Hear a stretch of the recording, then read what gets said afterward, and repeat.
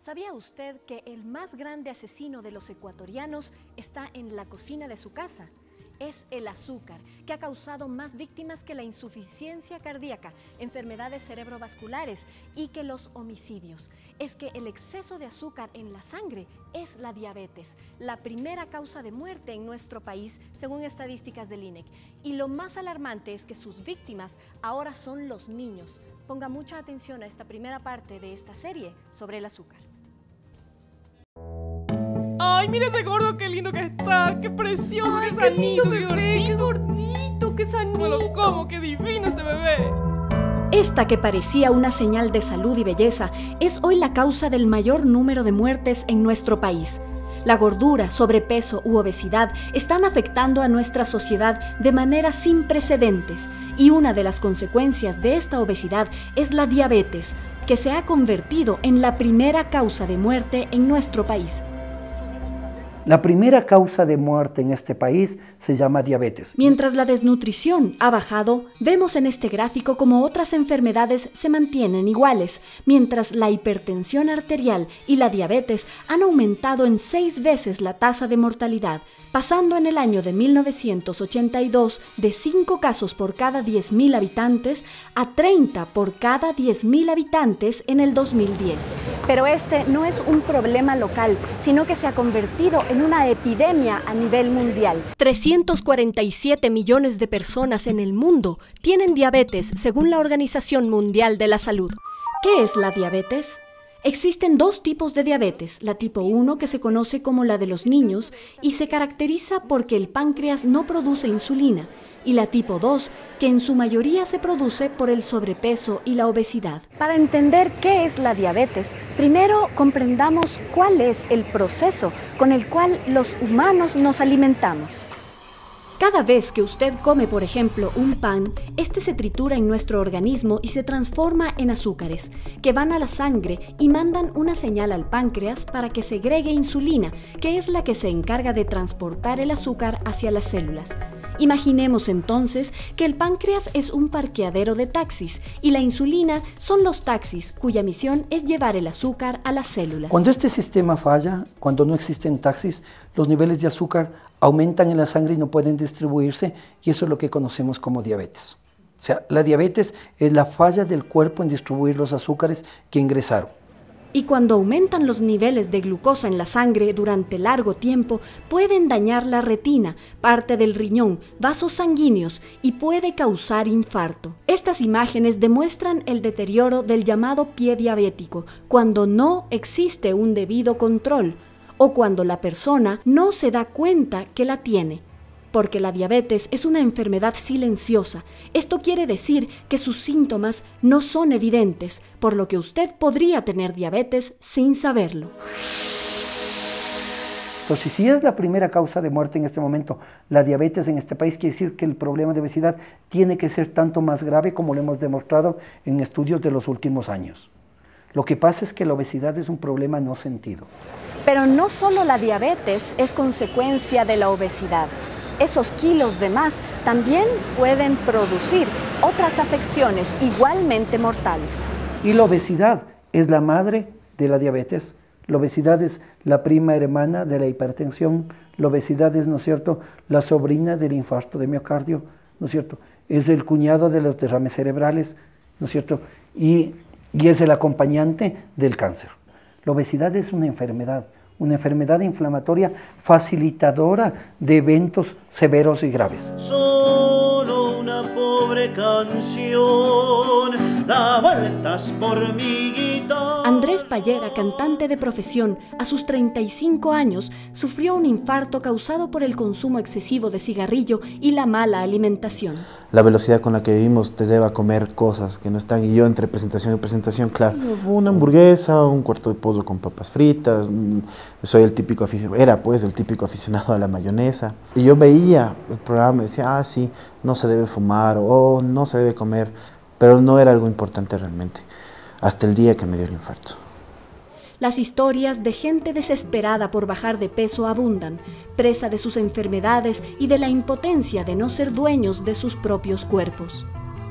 Bastante los nados, las tortillas de la fritada, Todo lo que asomaba comía yo en la casa. Me quedé en mi casa por el exceso de peso, me dolían las rodillas, me dio como atroces a ambas rodillas. Y no me cansaba de comer.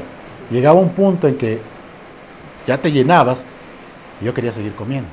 Gastón llegó a pesar 300 libras hasta que decidió hacerse una cirugía de manga gástrica. Una de las cosas que tuve que yo afrontar antes de la operación es que estaba gordo, realmente gordo, y que tenía que operarme. Mi hijo lloraba. Mira, siendo tan pequeño lloraba y me decía, papá, te vas a morir. Y el decir que un gordo es feliz, de la boca para afuera. Por adentro no, sufres mucho. Todos los males te caen. Ha habido en los últimos años un aumento muy importante del sobrepeso, de la obesidad en la población, tanto en la población infantil como en la población adulta. Cerca de la mitad de la población mayor de 65 años ya tiene sobrepeso. Según estudios nacionales, 1 de cada 4 ecuatorianos es obeso y 2 de cada 4 tienen sobrepeso. ¿Pero por qué nos estamos engordando tanto? En la prehistoria, los humanos debían almacenar la mayor cantidad de comida que lograban encontrar, y quien sobrevivía era el que tenía mayor capacidad de almacenamiento. Entonces, eso que nos permitió sobrevivir como especie es lo que nos está matando, porque ahora corremos a comer, pero corremos a acostarnos. Entonces ya no gastamos. Entonces, lo que aprendimos es a devorar, pero ya no gastar. El alimento es más accesible y el modo de vida sedentario está cambiando radicalmente nuestra salud. Entonces, si yo como 100 y gasto 100, mi balance está estable. Pero si yo como 500 y gasto 100, en alguna forma tengo que almacenar. Entonces, este exceso de consumo de calorías tiene que almacenarse en el hígado y por último embodegarse en la grasa. Y esto es lo que nos aumenta de peso. Entonces, del aumento de peso no es tanto lo que comí, sino que no gasté lo que comí. Este ya no es un problema solamente de adultos. Cada vez hay más niños y hasta bebés con sobrepeso, obesidad y diabetes. Cerca del 7% de la población menor de 5 años ya está en sobrepeso. Esto es tremendamente importante porque esta población infantil que ahora que tiene menos de 5 años ya tiene sobrepeso, son posibles candidatos para una diabetes en su edad adulta. Es que la obesidad es mucho más grave en niños que en adultos. La obesidad, dependiendo del momento en que aparece, va a ser más o menos severa o no. ¿Qué quiere decir? Si nosotros los viejos nos hacemos gordos, lo que hacemos es que nuestras células de grasa se agranden, se inflen, se hinchen. Pero si el niño se hace gordo, no es que las células se hinchan, las células se multiplican por 1000, por 10.000 o por 100.000.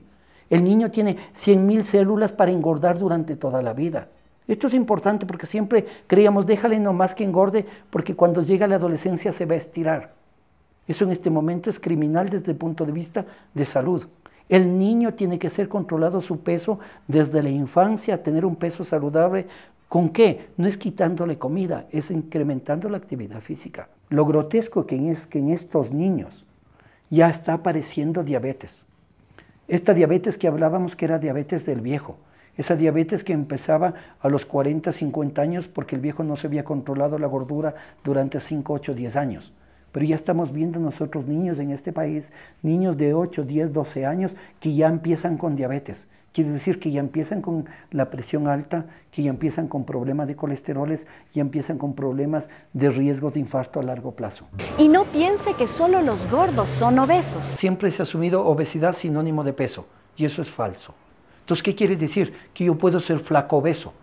Yo me peso y soy flaco aparentemente, pero estoy lleno de grasa.